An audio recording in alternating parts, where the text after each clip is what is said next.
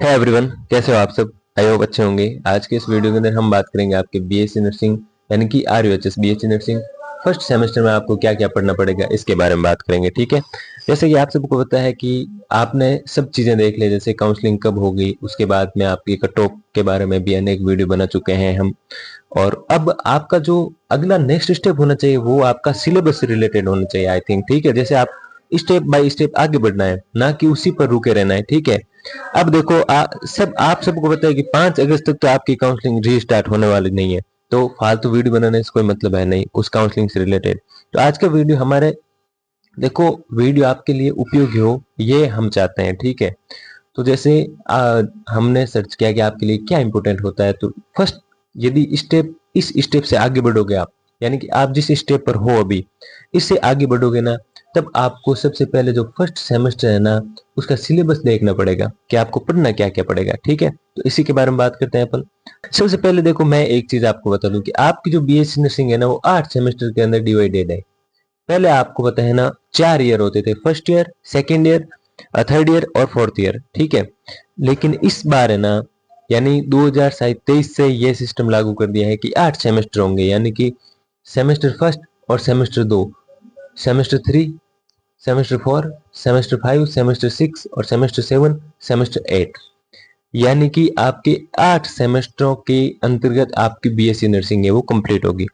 ठीक है, चलो ये चीज आपको पता चल गई। पहले जैसे फर्स्ट सेमेस्टर और सेकंड सेमेस्टर में आप जो चीजें पढ़ते हो ना वो पहले फर्स्ट ईयर के अंदर पढ़ी जाती थी, उसके बाद में जो थर्ड सेमेस्टर फोर्थ सेमेस्टर वाली चीजें हैं वो सेकेंड ईयर में, और जो पांचवा सेमेस्टर और छठा सेमेस्टर है इस वाली जो भी सिलेबस है वो आपको पढ़ा जाता था थर्ड ईयर में, और 7 और 8 ये वाला सेमेस्टर जो आप स्टडी करते हो इसके अंदर ये पढ़ा जाता था आपके फोर्थ ईयर के अंदर।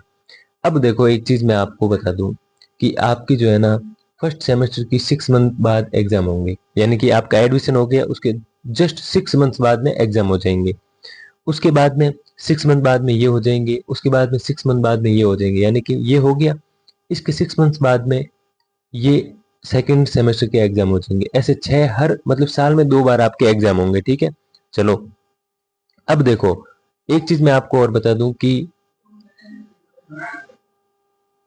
जैसे ये जो आपके देखो सेमेस्टर फर्स्ट के अंदर आपको सब्जेक्ट कौन कौन से पढ़ने होंगे, तो ये चीज मैं आपको बता दूं कि आपको फर्स्ट सेमेस्टर के अंदर एक तो पढ़नी पड़ेगी एनाटॉमी, जो कि फर्स्ट सेमेस्टर की सबसे हार्ड होती है, मतलब हार्ड सब्जेक्ट यही होता है एनाटॉमी। ओके, अब देखो एनाटॉमी जो होती है ना उसके अंदर आपके जो भी पूरी ह्यूमन बॉडी है उसके रिलेटेड आप जितने भी जो फैक्ट है वो जानेंगे। जैसे आपके यहाँ पर माउथ होता है, यहाँ पर इसोफेगस होती है, यहाँ पर जो आपका स्टमक यानी अमस होता है, यहाँ पर बड़ी आंत छोटी आंत होती है, ये हाथ है, ये पैर है, इसमें कितनी हड्डियां होती है, ये सब चीज आप इसमें पढ़ोगे। यानी जैसे पाचन तंत्र है, पाचन कैसे होता है। एक चीज आपको बता दूं ये पूरी इंग्लिश में है, ठीक है ना, नर्सिंग क्या है इंग्लिश में है, तो जो हिंदी मीडियम वाले बच्चे होंगे ना उनके लिए थोड़ा सा चैलेंजिंग रहेगा मामला। ठीक है, लेकिन आप एनाटॉमी में ये सब पढ़ लोगे, जैसे कान, आंख, नाक, गला और जो भी शोल्डर है और ये हाथ पैर, जो भी अंदर वाला सिस्टम है, जैसे जनन तंत्र हो गया और ये जो पाचन तंत्र हो गया, इन सब की स्टडी आप किस में करोगे, आप करोगे एनाटॉमी के अंदर। और आपको मैं एक चीज बहुत अच्छी तरह से बताने वाला हूँ कि एनाटॉमी जो है बहुत मतलब बहुत ऐसे डीपली पढ़ाने वाला हूँ इसी चैनल पर आपको। तो डेमो क्लास आप देख सकते हैं, आई थिंक बहुत मतलब आपके दिमाग के अंदर चली जाएगी। जैसे कान है, कान काम कैसे करता है, आंख कैसे काम करती है, और हमारा हृदय है ये कैसे काम करता है, इन सब चीजों के बारे में हम बहुत डिटेल से पढ़ेंगे एनाटॉमी के अंदर। तो एनाटॉमी के लिए आपको आई थिंक हमारे चैनल से जुड़ जाना चाहिए। ठीक है, अब देखो ये चीज आपको पता चल गई, फर्स्ट सेम कौन सा सब्जेक्ट था एनाटॉमी, सेकंड कौन सा है। अब देखो फर्स्ट तो ये हो गया एनाटॉमी वाला, उसके बाद में सेकंड पर आपका आता है सब्जेक्ट साइकोलॉजी। साइकोलॉजी को हिंदी में कहते हैं मनोविज्ञान। क्या कहते हैं? मनोविज्ञान। इसका मतलब है आदमी की जो आत्मा होता है ना, आत्मा जो आदमी की आत्मा होती है उसकी स्टडी, यानी इसके माइंड में क्या चल रहा है, ठीक है, और इसके माइंड में क्या चल रहा है, इन सब की स्टडी। जैसे देखो इसके माइंड में कोई भी चीज चल रही है आपको कैसे पता चलेगा, इसे हम साइकोलॉजी कहते हैं। ठीक है, अब देखो कैसे पता चलेगा ऐसा? जैसे फेशियल एक्सप्रेशन से चल जाएगा, उसकी बॉडी लैंग्वेज से चल जाएगा, है ना। इसका मतलब यही है। और जैसे हम लर्निंग किसे कहते हैं, मेमोरी किसे कहते हैं, कोई भी चीज हम याद करते हैं ना उसे मेमोरी कहते हैं, तो उसे इंग्लिश में मतलब ऐसे डिफाइन किया गया है, ठीक है। तो और हमारे अंदर कोई भी ऐसी चीजें आ जाती है, समस्या आ जाती है, तो हम उनसे कैसे निपटेंगे, यानी कि कोपिंग कैसे करेंगे उससे। हमारे जैसे मान लो हमारी कोई प्रॉब्लम आ गई है, तो उस प्रॉब्लम से आगे कैसे बढ़ेंगे, हम उस प्रॉब्लम को पीछे कैसे छोड़ेंगे, ये सब चीज आप पढ़ोगे साइकोलॉजी के अंदर। साइकोलॉजी नर्सिंग के क्षेत्र में इसलिए दी गई है क्योंकि आप हॉस्पिटल में जाओगे ना, तो हॉस्पिटल के अंदर आपको पता है ना कि अलग अलग तरह के लोग आएंगे, तो उनके साथ आपको कैसा व्यवहार करना है, ये सब चीजें जो है ना साइकोलॉजी के अंदर पढ़ोगे। जैसे आदमी को कैसा व्यवहार करना चाहिए, स्ट्रेस जो होता है उससे दूर कैसे रहना चाहिए, स्ट्रेस किस वजह से होता है, डिप्रेशन किस वजह से होता है, डिप्रेशन के कारण से कौन कौन सी बीमारियां होती है, ये सब चीजें आप साइकोलॉजी के अंदर पढ़ोगे, ठीक है। नेक्स्ट अपन बात करते हैं आपके सोशियोलॉजी और नर्सिंग फाउंडेशन के बारे में। दो सब्जेक्ट आपने देख लिया, एनाटॉमी और साइकोलॉजी। तीसरा सब्जेक्ट आता है आपका सोशियोलॉजी, ठीक है। सोशियोलॉजी के अंदर आप क्या पढ़ोगे? सोशियोलॉजी का हिंदी अर्थ होता है समाज शास्त्र। Okay boss.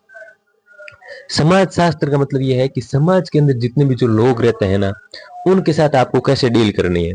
और सामाजिक कुछ फैक्ट होते हैं, जैसे एसोसिएशन, संघ होता है, पब्लिक होती है, जनता क्या होती है, नेता वगैरह, वो सब चीजें है ना। समाज के अंदर जितनी भी जो प्रथाएं चलती है, वो सभी क्या किस में आएगी? सोशियोलॉजी के अंदर आएगी, ठीक है। सोशियोलॉजी का मतलब ये होता है समाज शास्त्र। समाज के अंदर जो भी चीजें घटनाएं होती है ना, उसको हम सोशियोलॉजी समाज शास्त्र कहते हैं। और चौथा सब्जेक्ट आपका आता है नर्सिंग फाउंडेशन फर्स्ट। इसके अंदर आप क्या पढ़ोगे? देखो, सब्जेक्ट सभी इंपॉर्टेंट है, लेकिन नर्सिंग फाउंडेशन और एनाटॉमी इसके अंदर मोस्ट इंपॉर्टेंट है। नर्सिंग फाउंडेशन के अंदर आप जो भी प्रोसीजर्स होती है ना, जैसे ब्लड प्रेशर नापना, जैसे बीपी कैसे नापोगे, इंजेक्शन कैसे लगाओगे, कोई मतलब किसी को ड्रग एडमिनिस्टर कैसे करोगे, इंजेक्शन कहाँ कहाँ लगा सकते हो, किस साइट पर लगाओगे आप, नर्सिंग से रिलेटेड जितनी भी जो प्रोसीजर्स होती है ना, वो इसी के अंदर होती है। जैसे बेड मेकिंग कैसे करोगे, यानी नर्सिंग का मूलभूत आधार है ये। बेड मेकिंग कैसे करनी है, पेशेंट को एक बेड से दूसरे जो शिफ्ट मतलब दूसरे रूम में कैसे शिफ्ट करोगे आप, और जो आईसीयू क्या होता है, मतलब ऐसे छोटे छोटे वर्ड्स भी आ जाएंगे। जैसे ओपीडी क्या होता है, हॉस्पिटल में जाते हो ना आप, तो ओपीडी क्या होता है, ये सब चीजें आप इसी के अंदर पढ़ोगे, नर्सिंग फाउंडेशन के अंदर, ठीक है। तो आज के लिए इतना ही। और अगले वीडियो के अंदर हम क्या, अब एक चीज मैं आपको और बताना भूल गया, मतलब सोशियो और साइको, इनका पेपर है ना एक ही होगा, मतलब दो पार्ट आएंगे, ए और बी। ए के अंदर आपका आएगा सोशियोलॉजी, बी के अंदर साइकोलॉजी। ये चीज आपको समझ में आ गई है। नर्सिंग फाउंडेशन का आपके सेमेस्टर 2 के अंदर एग्जाम होगा।